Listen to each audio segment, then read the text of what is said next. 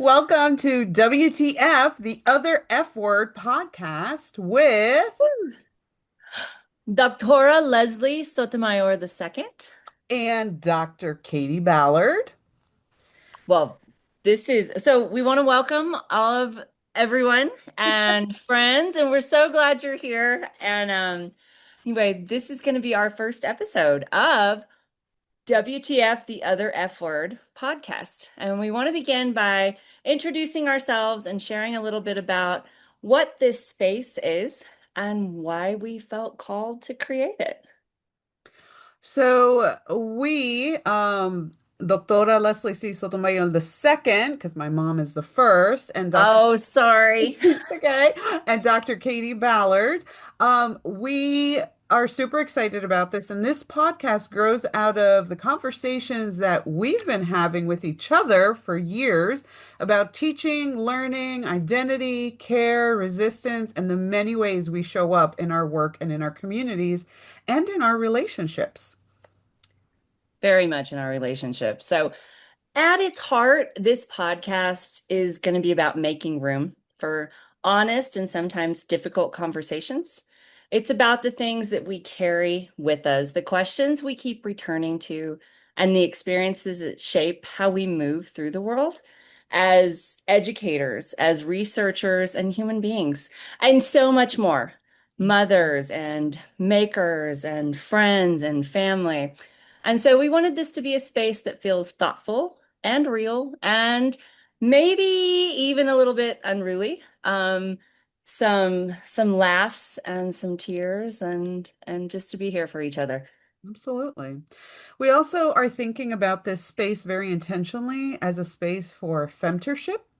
And if you are not familiar with that word, that is totally okay because femtorship is something that we're going to be returning to and talking about in depth in subsequent episodes. But it's a place where we can offer care, wisdom, honesty, authenticity, mutual learning, not from a distance, but in relationship too. And for us, femtorship means creating space for each other and for our listeners to grow, reflect, and feel less alone in the work that we do and the lives that we live.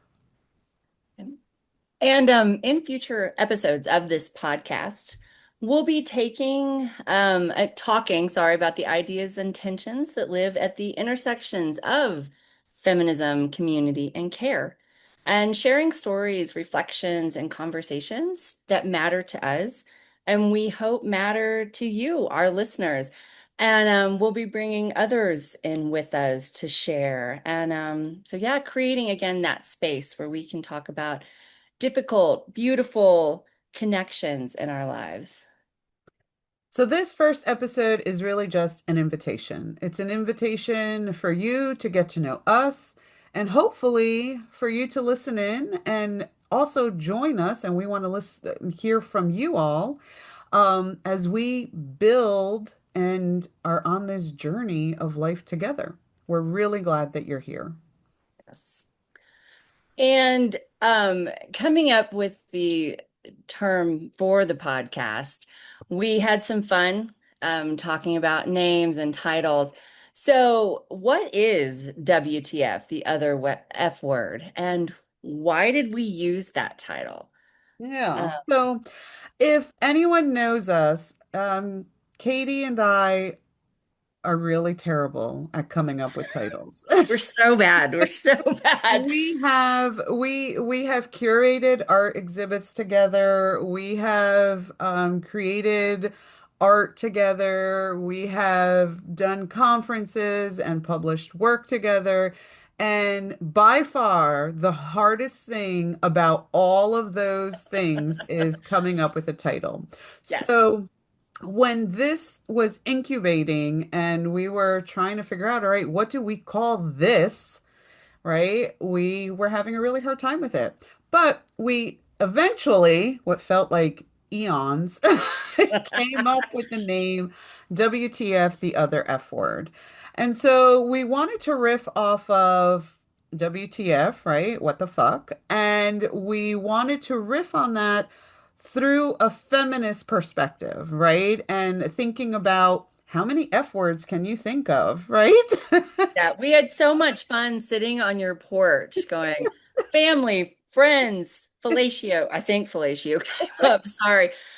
And yeah, just trying to kind of play with the word. And I love the second half, the other F word. Again, the idea that feminism is on the level of fuck. In sometimes it's such a loaded term. And Right. I think part of being here together is to talk about those myths and stereotypes around feminism and to take away some of that fear and to really look at what that means. And so yeah, I loved the play on Oh. And maybe you can relate that. Have you ever been in a situation where you say that maybe you identify as a feminist, or maybe you are bringing up a feminist quote unquote topic, and you get some weird looks or there's crickets, right? And people react to it in a lot of different ways, right? So it feels like this language, this word that gets dropped, and sometimes it's not received in the best way, right? And so we are intentionally reframing this, right? And what does feminist mean to you? What does it mean to us? What have been our experiences? And we're also connecting feminist with the word femtor, right? The other F word, feminist, but also the other F word, femtor, right? And so we use the word femtor instead of mentor very intentionally because it feels more aligned with the kind of support that Katy and I are interested in naming here. For us, femtor is about care, shared experience, and showing up for one another in a way that feels personal and grounded. It directly stems from our lived experiences as women identifying individuals and relationally with other women identifying humans, but not limited to these positionalities. We're not just talking about women here. Um, and it's actually inclusive conversations that we hope to expand on, thinking about LGBT plus on a spectrum of our identities that are often underrepresented and underserved. yeah. Thank you, Leslie. And going back a little to feminism, I think back to Roxane Gay's Bad Feminist. And that idea that if you don't fit into a perfect little box of what you or society has decided about feminism, then you just can't be. Like you like videos that maybe show women little sexy or, there's a movie that you like that you don't think should fit into the feminist thought and theory. I'm that way. I definitely find myself laughing at things. I'm like, ooh, should a feminist laugh at that? And then it bothers me that that's even a thought that I have because um, I identify as a feminist and I look at the world through a Absolutely. feminist lens. And what that means is I get to be aware of those things Yeah. and to talk through them with others. But yeah, Femtor. I remember when we first started talking about another show we curated, Hide and Seek in Lubbock, Texas.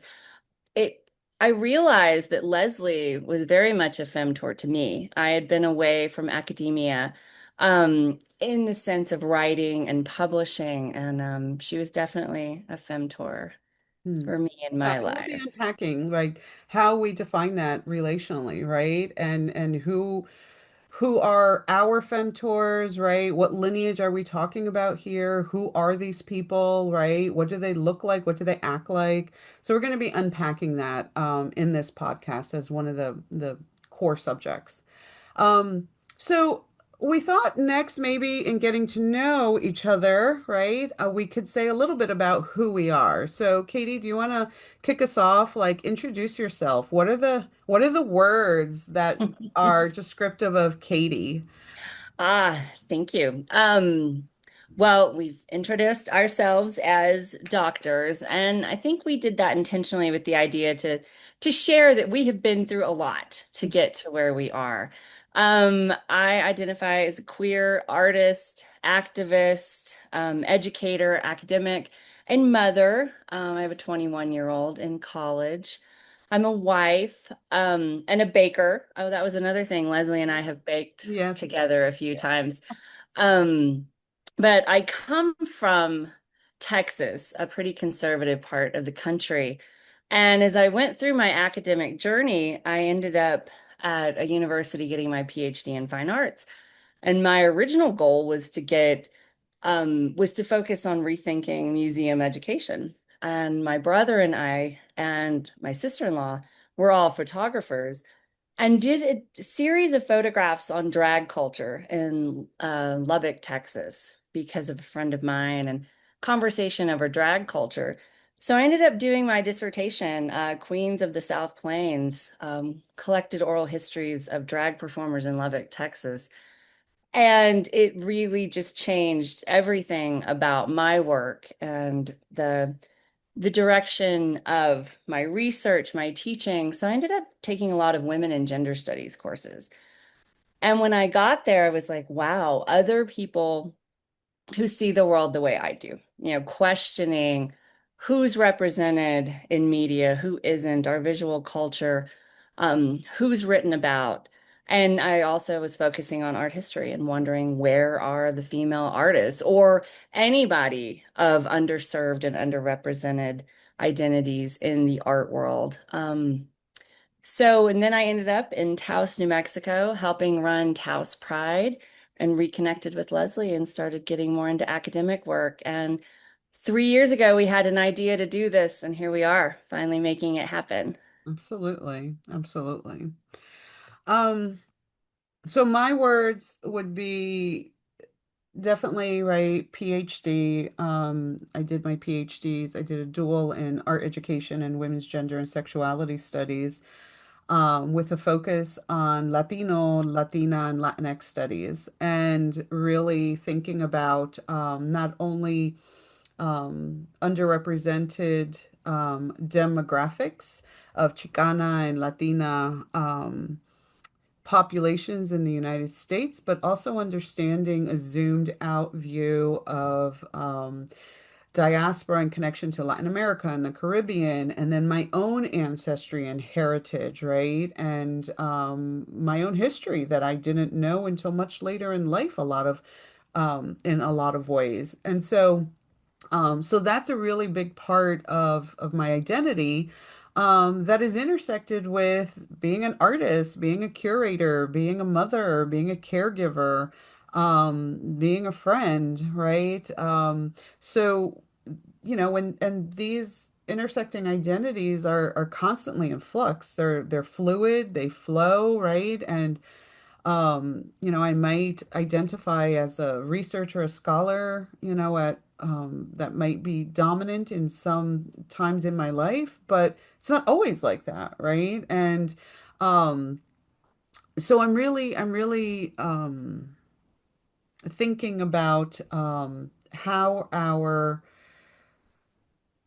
intersectional identity and experiences shape and impact, not only who we are as individuals and the inner reflective work, but also relationally, right? What does that mean in conjunction with my family, my friends, the community I live in, where I work, right? How I'm parenting and how I'm mothering, right? And so broadly, that's a little bit about my background and where I come from. My father was from Puerto Rico, my mother's from Cuba, and so I grew up in a very traditional Hispanic, conservative household in New Jersey, and then we moved to Pennsylvania, and I have floated around in a few places, but right now I'm in Pennsylvania and Eastern PA, and um, thinking about where I'm geographically located, but then also all of these points of connection, right, with Katy in New Mexico, when I have friends all over the world, right? A lot of us have these relationships that are um, diasporic in some way, right? And they're also informing our own identity and critical questions. Hmm. So, so what does all of that and this right? What does all of this have to do with this work, right? Creating a podcast. And so, we both, Katie and I, have the art and art education background, feminist background, right? We have the research background, the community, the mothering, the caregiving. And community practices, right? And Katie's is very much in activism with the LGBT community. Mine is community through BIPOC, right? Black, Indigenous, people of color, and creative spaces. And so, how did we get here, right? How did our lived experiences shape how we think, we teach? We both teach, undergrad and grad classes. And we also are makers, right? Whether it's in the kitchen baking or cooking or painting or creating with mud somewhere, right? Yeah, I So do. I do ceramics yeah, and I haven't been making, Leslie. That's yeah, part of this. We could push each other yes, to make yes. art and And that's everybody else, all our listeners. right. And that's what we mean by creative practice, right? Like we're making, whether that's music, meditation, writing, clay, right? Whatever that Yeah. is, that's Yeah. making, right? Gardening. Yeah. My garden So looks fabulous. so how did we get into this work, Katie? What were we thinking? Um, well, how far back do you want to go? I was thinking you asked me to attend a talk for a show you curated. And it was after that because you were talking about how your daughter was there with you during the install. Yes. So my And fourth child, yeah, and she was little. She was just, I don't know, like 5 or she something. was Yeah. little. Yeah. And that, going there, and we were talking about how often we might see men with their children while trying to install a show. And I'm not saying it doesn't happen, but I remember taking my daughter everywhere. Yes. When I had to work, when I was doing shows, when I was going to events, Oliver was always with me. Yeah. So we started that, and then we were talking about mothering, and we were talking about baking, and all these different things. And I was going to come to Lubbock, and we were going to, I think, meet for the first time in Yeah. person. So Yeah, because that before kind that of it was was the kickoff. virtual. You were helping me like get set up with my new job there and all these other things, and that's how we met. Hmm.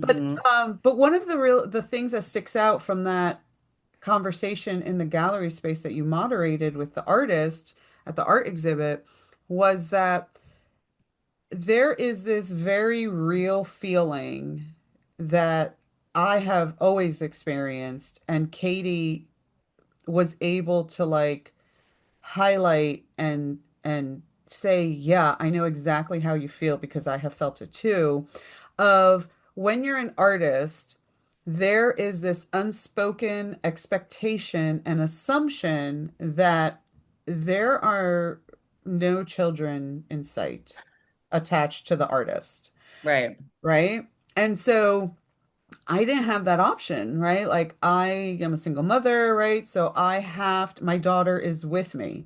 And so whether that's in the studio making, right, giving a talk, at an art exhibit, at an opening, at a meeting, cooking, baking, right, whatever, my child is with me. And I felt very intimidated about that for a very long time.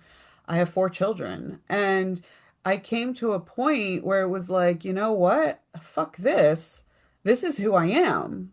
I'm a mom, right? And I cannot not do these things because it makes you feel uncomfortable or the space doesn't quote unquote allow for it, right? And so that's, I felt seen. I felt visible when Katie and I started talking about these things because it was like she validated that and she said, I know exactly how you feel because I have felt like that too, right? Hmm. And Yeah. so that was one of the really big things that stands out to me from when we met in person, right? And had those experiences. Yeah. I remember I got there late and I was like running across town to get to the art show because I was so excited to meet you in person. And I couldn't have guessed where our relationship was going to go, but I kind of felt something special was going to Wow, a happen. So, connection. Totally. And I think the other part of this that I wanted to, make sure that we address and we can, unpack in future episodes in more depth, but femtorship also is in connection to a larger lineage and scholarship of feminist intersectional Latinx and Chicana X ways of knowing, knowledge building, community building, relationship, and collective support that is really deep and really inner reflective, but also external connections. And it's less about being an expert in any one thing, but mm, it's all about learning from each other and with each other, right? And I think that that's the really important part of when we say femtorship that we're really stressing, right? Like we are learning from each other when we're jumping on a Zoom call and having these conversations. We are learning from each other when we are baking together. We're learning from each other when, we send memes. so many reels. Um, So many memes, right? but yeah, I think that's the new way of showing friendship sometime. It's like, I don't have time for other things, but here's a cute video. Yeah. No, I love that. And I think I mentioned this again, that linear femtorship that I got with you. But then thinking back to and I would call Ed Check my femtor, Mhm. um, because he was this just amazing man. But he's where I really connected with feminism. And I actually came out because of the research I was doing. I finally was like, okay, I'm gay. Let's just my brother also, well, I don't want to, that'll be his story to share. But anyway, I just remember that it's these strong people in my life. My mother, especially my grandfather, I called him Papa. He taught me how to read, how to tie my shoe. He put himself through college in the Great Depression. And so education was really important to him when it wasn't necessarily with others in my family. And so just this long line of of people in my life that were my femtors and then also queer femtors that I knew in person and that I've read about. So yeah, I'm excited really to focus on femtorship and the other F word, all the F words. Well, and I think that it forms this umbrella, right? Feminism, femtorship is kind of this umbrella that Katie and I are kind of holding together as we're standing side by side. And, right? And all of these other things, kind of come out of that. And we also feel like it's really important to talk about the things that a lot of times we are thinking, but we're not talking about, right? And so, how do we make the invisible visible, right? That's why we wanted to do a podcast because we were like, hey, like we're noticing that we are having all these conversations, right? With our students, right? With the people we work with our kids, right? With our friends. And they're coming about in these organic, right, ways. They're not planned, they're not scripted, Oh, right? But we're realizing that, oh, we need to like talk about these things. We need to have some type of language and vocabulary that we can learn from each other with, right? right.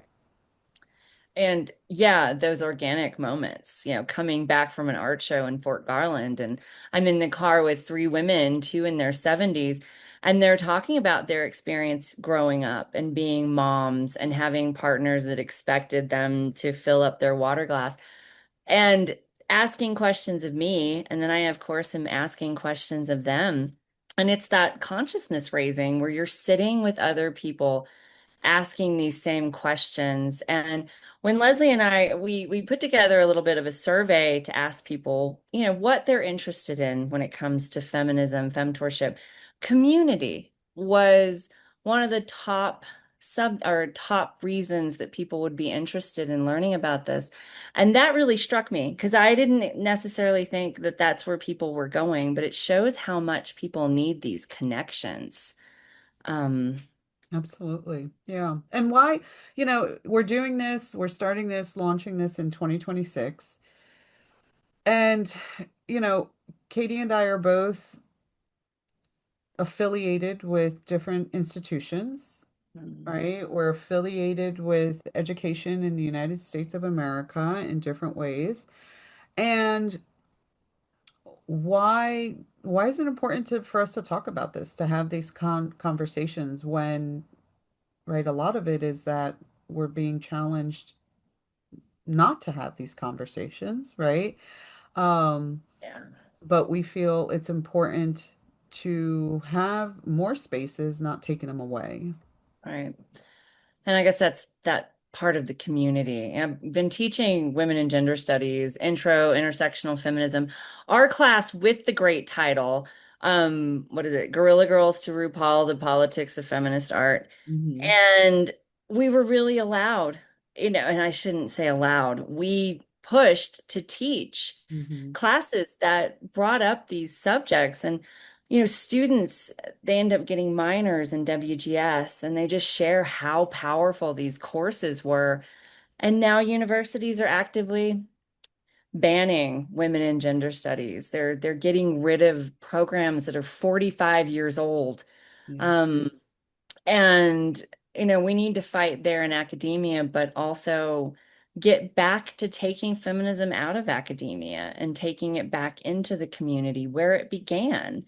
Yeah. And so, yeah, directly under attack. Trans individuals under attack, LGBTQ, people of color. I mean, it's terrible. And so now I think just felt like the right time to create this, to create that community space where we can talk. Yeah. All right. So we don't want to end part one on a downer. I know, But it's a sorry. very serious note that we're right. And this is, but we hope that you'll join us for part two, where we're going to continue the conversation about all the things and our introduction about who we are and where we're coming from. So I hope that you tune in for part two of our introduction podcast. Yeah, I'm really excited. And yes, sorry about that, Leslie, but definitely excited to explore all the positives. So, just wanted to say that we're going to be talking about a lot of different themes in future podcasts, some that we touched on here and some we didn't. Pedagogy, art making, identity, joy, burnout, resistance. I've got to throw boundaries in there. Yeah. Brene Brown Yeah. and just bringing in different voices. And you can expect in future episodes, more of these topics, but we're going to be dropping new episodes about every 2 weeks. Hmm. This is something Yeah. new to us, but we both work full time. Yeah. Um, I'm a full-time wife. Leslie's a full-time mom. And so we'll be here as much as we can. And if you want to engage with us, we'll be on Instagram and Facebook. Mhm. Leslie, what are our Instagram and Facebook? We are WTF dot the other F word, all lowercase. Love it. And then Yeah. for Facebook, Ah, it's the same for Facebook and Instagram. oh, We we were made it very easy. strategic and smart to do that. Leslie was strategic and smart to do that. So much stuff to learn when Oh my doing this, but gosh, it's actually yes. been really, really cool. Yeah. So yeah, we'll try to be here um every 2 weeks. Yes. So if anything we've shared today resonates with you, then we really hope you'll join us for future podcasts as we unpack some amazing things and have some laughs and some tears and Yeah. a good time. And fun. We have fun Of together. course, So, there's the other F word. yes. WTF fun. Well, wait, okay, so it's where's the feminism, the Yeah, other F word, the guys. other F I word. realize we might not have said that, so Right. All right. Till the next one. we'll see you next time.